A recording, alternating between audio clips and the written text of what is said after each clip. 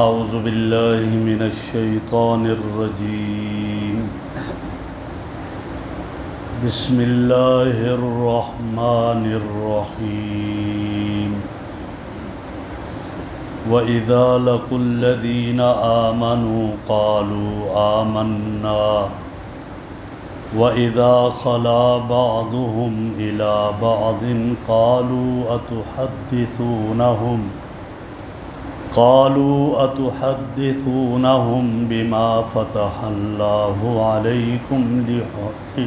ليحاجوكم به عند ربكم أفلا تعقلون أولا يعلمون أن الله يعلم ما يسرون وما يعلنون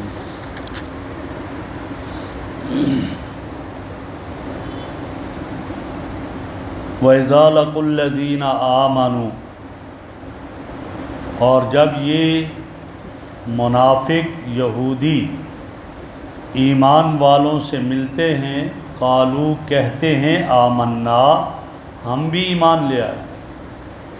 وَإِذَا خَلَا بَعْضُهُمْ إِلَى بَعْضٍ، اور جب ان کے بعض لوگ الگ ہو جاتے ہیں بعض کی طرف، قالو تو وہ ان کے بڑے بڑے سردار کہتے ہیں اتحدثونہم بما فتح اللہ علیکم، کیا تم ایمان والوں کے سامنے وہ چیزیں بیان کرتے ہو جو اللہ نے تمہارے اوپر ظاہر کی ہیں، لیحاجوکم بہ عند ربکم، تاکہ یہ ایمان والے کل قیامت کے دن تمہارے رب کے سامنے تمہارے ساتھ جھگڑا کریں، افلا تعقلون، کیا تم یہ نہیں سمجھتے ہو، اولا یعلمون، کیا یہ لوگ نہیں جانتے، ان اللہ یعلم ما یسرون وما یعلنون، اللہ جانتے ہیں جو کچھ یہ لوگ چھپاتے ہیں اور جو کچھ یہ لوگ ظاہر کرتے ہیں۔ میرے محترم بزرگوں اور دوستو، منافقین کا اور وہ یہودی منافق ان کا یہاں تذکرہ ہے۔ ہوتا کیا تھا، انہی کا تذکرہ چل رہا ہے۔ تو جب یہ منافق یہود ایمان والوں سے ملتے تو انہیں کہتے کہ ہم تو محمد صلی اللہ علیہ وسلم پر ایمان لا چکے ہیں، ہم تو ایمان لے آئے ہیں، اس لیے کہ وہ اللہ کے رسول ہیں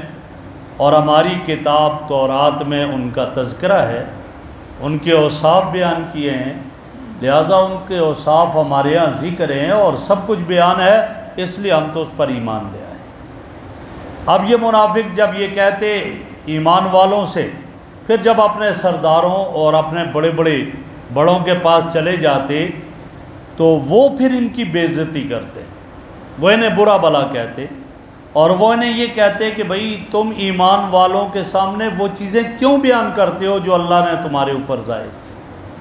اللہ نے تورات میں جو تذکرہ فرما دیا تھا نبی اکرم صلی اللہ علیہ وسلم کا، اور تم یہ جا کر کیوں کہتے ہو ایمان والوں سے جی اسلام تو سچا مذہب ہے، ہم نے تو اس کو قبول کر لیا، محمد صلی اللہ علیہ وسلم اللہ کے نبی ہیں اور ان کے اوصاف ہماری کتاب میں موجود ہیں، یہ چیزیں تم وہاں جا کر کیوں بیان کرتے ہو، لیحاجوکم بہ عند ربکم، آج یہاں بیان کرو گے، کل قیامت کے دن اللہ کے سامنے یہ لوگ تمہارے ساتھ جھگڑا کریں گے، کہیں گے دیکھیں انہوں نے تو ہمیں دنیا میں بھی بتا دیا تھا کہ ہماری کتاب میں آخری پیغمبر کا تذکرہ ہے اور ان کا ذکر کیا گیا آخری پیغمبر کا، لہٰذا اس کو بیان کریں گے، تو لہٰذا یہ تمہارے اس اقرار کو قیامت کے دن تمہارے خلاف حجت کے طور پر پیش کر دیں گے، اور اس طرح پیش کیا جائے گا، پھر تم اس کا کیا جواب دو گے، اس لیے تمہیں یہ چیزیں نہیں بیان کرنی چاہیے۔ افلا تعقلون، کیا کہا کہ تم نہیں جانتے ہو، تمہیں نہیں پتہ کہ یہ کل تمہارے سامنے یہی باتیں پیش کریں گے، اور ظاہر ہے کہ نبی اکرم صلی اللہ علیہ وسلم کا تذکرہ پہلی کتابوں میں تو موجود تھا۔ حضرت عبداللہ ابن سلام رضی اللہ تعالیٰ عنہ جب یہودیت کو چھوڑ کر اسلام قبول کر بیٹھے تو وہ بیان کرتے تھے کہ نبی اکرم صلی اللہ علیہ وسلم کے اوصاف تورات میں اس طرح لکھے ہوئے ہیں کہ ان میں دیکھ کر ہم آپ پر ایمان لے کر آئے، ہم نے آپ پر ایمان لایا، آپ کے اوصاف کو دیکھ کر کے آپ پر ایمان لایا۔ اور اللہ نے تو قرآن کریم میں ارشاد فرمایا یہودیوں کے بارے میں کہ نبی اکرم صلی اللہ علیہ وسلم کو اس طرح پہچانتے، یعرفونہ کما یعرفون ابناہم، اس طرح پہچانتے ہیں جیسے اپنی اولاد کو پہچانتے ہو۔ اولاد آدمی کے سامنے ہوتی ہے اور اس سے ذرا بھی اس کا کوئی امر مخفی نہیں ہوتا۔ فرمایا نبی اکرم صلی اللہ علیہ وسلم کے اوصاف سارے کے سارے ان کے سامنے، اور ایک چیز بھی آپ سے مخفی نہیں ہے آپ کی ان کے سامنے، اس طرح پہچانتے۔ تو حضرت عبداللہ ابن سلام رضی اللہ عنہ بھی یہی فرماتے تھے کہ بھائی ہم تو جیسے اپنے بچوں کے اوصاف کو جانتے ہیں، ہماری آنکھوں کے سامنے بڑے ہوتے ہیں اور ذرا بھی ہمیں ان کے بارے میں تردد نہیں ہوتا، نبی اکرم صلی اللہ علیہ وسلم کے اوصاف ہماری تورات میں اسی طرح ذکر کیے ہوئے تھے اور ذرا بھی اس میں کمی کوتاہی نہیں ہوئی تھی، تو وہ پہچانتے تھے۔ اور بلکہ آپ صلی اللہ علیہ وسلم کی تشریف آوری سے پہلے یہودی مشرکین کو یہ کہا کرتے تھے، دھمکی دیا کرتے تھے کہ ہماری کتابوں میں ہے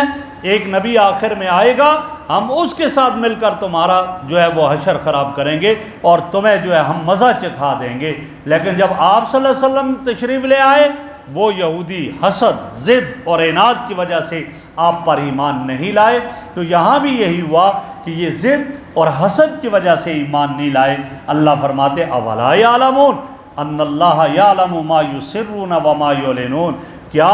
انہیں نہیں معلوم ہے کہ جو یہ چھپاتے ہیں اللہ وہ بھی جانتا ہے اور جو ظاہر کرتے ہیں یہ بھی جانتا ہے اللہ۔ اللہ کی ذات اور اللہ کے علم سے کوئی چیز مخفی نہیں ہے۔ فرمایا یہاں تک کہ یہ انسانوں سے کچھ چھپا تو سکتے ہیں لیکن اللہ رب العزت کی ذات سے کچھ بھی نہیں چھپا سکتے ہیں۔ اس لیے نہیں چھپا سکتے کہ اللہ کی ذات وہ ہے، ظاہر کو بھی جانتی ہے، باطن کو بھی جانتی ہے، ہر چیز کو جب جانتی ہے تو لہٰذا اس لیے یہ نہیں چھپا سکتے۔ تو وہاں یہودی آپ پر ایمان کیوں نہیں لاتے تھے؟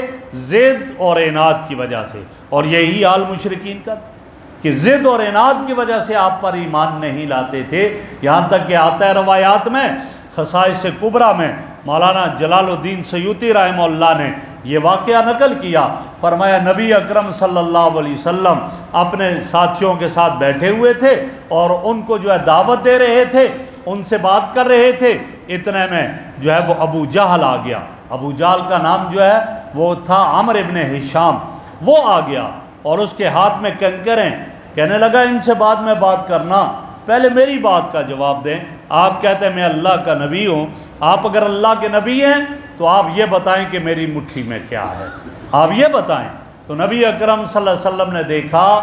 آپ نے فرمایا مجھے چھوڑیں میں بتاؤں، اگر یہ خود بول جائیں اور بتا دیں کہ ہم کون ہیں تو مان لو گے؟ کہا بولیں۔ تو وہ کنکر ایک روایت میں ان سے نکلا سبحان اللہ سبحان اللہ سبحان اللہ، اور ایک روایت میں ہے وہ کنکر بول پڑے لا الہ الا اللہ محمد الرسول اللہ۔ جب یہ بولے تو ابو جہل نے وہ کنکر جو اس کی مٹھی میں چھپے ہوئے تھے، جب یہ بول گئے اٹھا کر پھینک دیے اور دور پھینک کر کہا کہ یہ بھی آپ کے بن گئے ہیں، یہ کنکر بھی آپ کے ہو گئے اور یہ بھی آپ کی بات کرتے ہیں۔ کیا تھا؟ ضد اور عناد تھی۔ سب کچھ کے باوجود ضد اور عناد کی وجہ سے آپ پر ایمان نہیں لایا، یہ ان کی کیفیت تھی۔ تو یہاں انہی کا، یہودیوں کا یہ تذکرہ ہے۔ فرمایا کہ ان کا حال یہ تھا، یہ سب کچھ دیکھنے کے باوجود منافق ان میں سے اقرار بھی کر لیتے تھے لیکن ان کے بڑے بڑے سردار وہ ان چیزوں کو نہیں مانا کرتے تھے، وہ کہتے تھے نہیں جی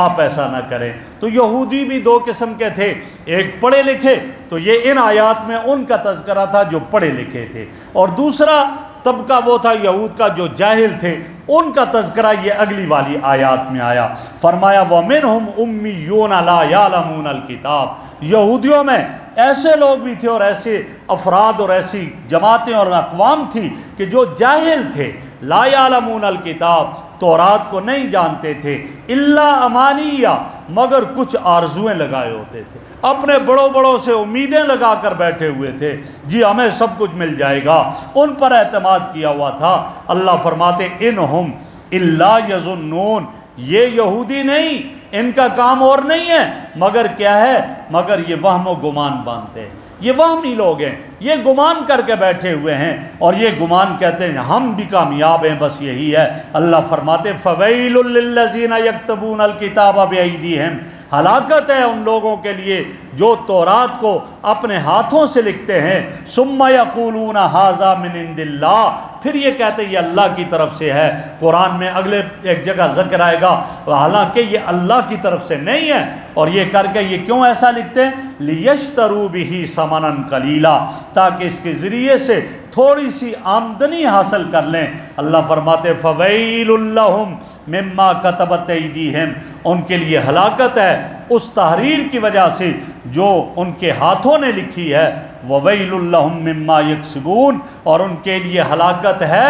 اس آمدنی کی وجہ سے جو وہ کماتے ہیں۔ یہ یہودی جاہل قسم کے جو تھے، حال کیا ہوتا؟ تورات جو ہے کہتے جی اس میں بہت کچھ مشکل ہے، ہمارے لیے مشکل عمل کرنا، لہٰذا کچھ لکھ کر اپنے پاس سے اور کہانیاں لکھ دیتے تھے، اور باتیں اپنے پاس سے لکھ دیتے، کہتے یہ تورات ہے جی، اس میں اس کا تذکرہ ہے، اور یہاں یہ آیا اور فلاں آیا، اس طرح کی کہانیاں لکھ کر پیش کر دیتے تاکہ عمل نہ کیا جاتا، اور کہتے یہ اللہ کی طرف سے ہے۔ اللہ فرما رہے نہیں، یہ غلط کر رہے ہیں، حالانکہ اللہ کی طرف سے جو ہے وہ اپنی جگہ ہے، اور یہ جو کر رہے ہیں اپنے پاس سے یہ غلط کرتے ہیں، اور اس کا بدلہ کیا ہوگا ان کے لیے؟ یہ جہنم کی آگ میں جلیں گے۔ تو پتہ چلا کہ کوئی تغیر اور تبدل نہیں ہونا چاہیے۔ اور آج ہم دیکھتے ہیں آج بھی ایسی صورتیں ہیں، کئی لوگ ایسے ہیں کئی ساری کہانیاں بنا بنا کر پیش کر دیتے، او جی چھوڑو جی ادھر کہاں جاتے ہو، ان کو لے لو، یہ لے لو، یہ کہانیاں ہیں، طرح طرح کی کہانیاں بنا کر پیش کرتے ہیں لوگوں کو قرآن کریم سے دور کرنے کے لیے، نبی اکرم صلی اللہ علیہ وسلم کے ارشادات سے دور کرنے کے لیے کرتے ہیں۔ تو جو ان کا حال ہوا وہی ان کا حال ہوگا۔ اس لیے ہمیں چاہیے ہم قرآن کریم کو سمجھیں، قرآن کریم پر عمل کریں، اپنی زندگی میں لائیں، تو کل انشاءاللہ یہی قرآن ہمارے لیے سفارشی بنے گا اور ہمارے حق میں سفارش کرے گا۔ اللہ رب العزت ہمیں عمل کی توفیق عطا فرمائے۔ الحمدللہ رب العالمین والعاقبۃ للمتقین والصلاۃ والسلام علی رسول محمد وآلہ وصحبہ اجمعین۔ سبحانک اللہم وبحمدک، نشہد ان لا الہ الا انت، نستغفرک ونتوب الیک، نستغفرک ونتوب الیک۔ صلی اللہ تعالی علی خیر خلقہ سیدنا و مولانا محمد وعلی آلہ واصحابہ وآل بیتہ اجمعین برحمتک یا